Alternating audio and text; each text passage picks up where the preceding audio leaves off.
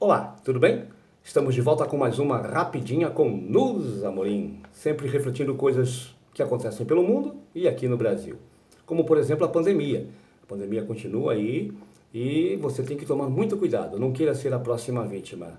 Ela está atacando, está voltando a matar muita gente no mundo afora e aqui no Brasil também. Bom, no Rapidinhas de hoje eu vou falar sobre 4 assuntos, 4 temas que são interessantes e que você pode refletir comigo. Portanto, vamos rapidinho, tá bom? O primeiro deles parece que nós estamos retornando à época da censura, à época da ditadura militar, voltando nos anos 60, 70. Pois é. Olha só, o Boulos é candidato à prefeitura lá de São Paulo, a maior capital do Brasil. E aí está sendo investigado, talvez possa ser processado pela Polícia Federal, a mando de quem? Do presidente. Afinal de contas, Boulos teria criticado, vejam vocês, o Bolsonaro, criticou o seu governo, criticou as posturas do Bolsonaro, atitudes do Bolsonaro. Pronto, foi o suficiente agora para a polícia vai investigar e vai averiguar, indiciando, inclusive, o Boulos vai ter que depor como se fosse ali um criminoso. Não se pode mais, não se pode criticar o governo federal, o Bolsonaro. Já imaginou? Voltou a censura? Pois é. Esse é um caso de censura. O outro é com aquela atleta de vôlei que ganhou um torneio internacional e no afã, na alegria de ter conquistado uma medalha, gritou: "Fora Bolsonaro!" Deu um grito que, olha, até eu fiquei aqui de longe, eu falei, nossa, que coisa, lavou a alma de milhões de brasileiros, com certeza. A Carol Salberg, ela está sendo indiciada, vai talvez ser punida pelo Superior Tribunal de Justiça Desportivo, STJD, pode levar uma multa de até R$ 100.000 e ficar afastada das próximas etapas de vôlei de praia. Já imaginou? Só porque ela expressou a sua vontade. Não pode mais, não pode. Eu não posso mais abrir a porta aqui e gritar: "Fora Bolsonaro!" Ninguém. Panelaço? Não, ninguém pode mais. Daqui a pouco, se você tiver um carro ali fora Bolsonaro, com, né, adesivado, a polícia vai te prender. Cara, que país é esse? Né? Nós estamos voltando realmente no tempo? A censura chegou, o exército vai para as ruas? Pelo jeito, e aliás o Bolsonaro já ameaçou isso, né?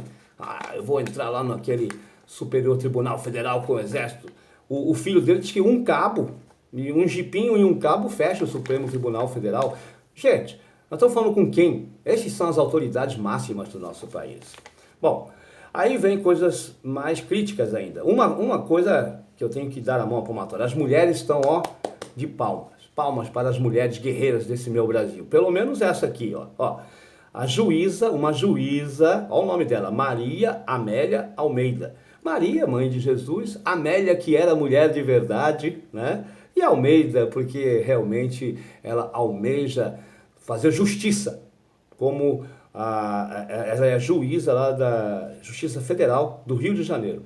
E ela conseguiu, ascendeu a uma liminar, inclusive, e está derrubando aquele parecer do CONAMA, as novas regras do CONAMA, Conselho Nacional do Meio Ambiente, que foi aprovado essa semana, a mando do Ricardo Salles e do Bolsonaro, que poderia ocupar restingas e manguezais. E aí a juíza já derrubou isso aí, já está impugnando, pelo menos a AGU vai recorrer, né? A Advocacia Geral da União deverá recorrer a mando do Bolsonaro, e aí a AGU vai recorrer. Então corre o risco dessa decisão da juíza ser derrubada, com certeza. Mas vai ter que tramitar na justiça. E aí, inclusive no Congresso Nacional, já deputados e senadores da oposição, claro, né, não são apoiadores do governo, são da oposição, já se movimentam para impedir, para pôr uma lei mais rígida e não deixar que essa lei, essas normas do CONAMA, aliás, o CONAMA foi manipulado, é claro, né? Quem faz parte do CONAMA hoje? O CONAMA, que tinha representação popular bem amplo, agora foi enxugado, foi enxuto pelo Ricardo Salles, a mando do próprio presidente, e aí quem ficou, come na mão dele, ele manda. E aí aprovou esse absurdo que é poder ocupar, poder construir, ter obras em manguezais e também nas restingas. Por enquanto, pelo menos, elas continuam protegidas. E para finalizar, com chave de ouro, mas infelizmente não é de ouro não, é chave de... nem sei. O Paulo Guedes, ministro da Economia, o todo-poderoso do governo Bolsonaro, está querendo utilizar verbas do Fundeb para implementar o Renda Cidadã a partir do ano que vem. Então, aquele papinho furado do Bolsonaro, não, eu não vou tirar dos pobres para apoiar os mais pobres. Isso é mentira. E novamente fica claro com essa decisão aqui de retirar cerca de 5% dos recursos que seriam do Fundeb para o ano que vem, seriam desviados para atender o Renda Cidadã. Essa é a proposta do Paulo Guedes para implementar o Renda Cidadã. Sabe quanto que seria aproximadamente desviado do Fundeb? Cerca de 8 bilhões de reais. 8 bilhões de reais que sai da educação, que atenderia a cerca de 2 mil municípios do país, né? E milhões de alunos, a maioria municípios e alunos pobres, que já não têm condições mínimas de educação. Se você vê algumas escolas do país aí, de dar dó, não tem merenda, não tem livro, é terrível. Aqui em Cuiabá nós temos escolas que não tem livro didático, não chegou o livro didático, não sei por que o MEC não mandou, tá? Merenda, ficam chorando para entregar a merenda, muitas vezes a merenda é uma bolachinha e um suquinho. Pois é. Ah, mas tem desvio, deve ter mesmo. Mas eles querem desviar coisa maior ainda. 8 bilhões do Fundeb, da educação básica, para o Renda Cidadã, e aí o Bolsonaro tirar o Bolsa Família e falar, oh, eu estou apoiando o pobre. São coisas que realmente a gente não consegue entender. 4 assuntos, né? O cala-boca do Boulos, da Carol, que é jogadora de vôlei, né?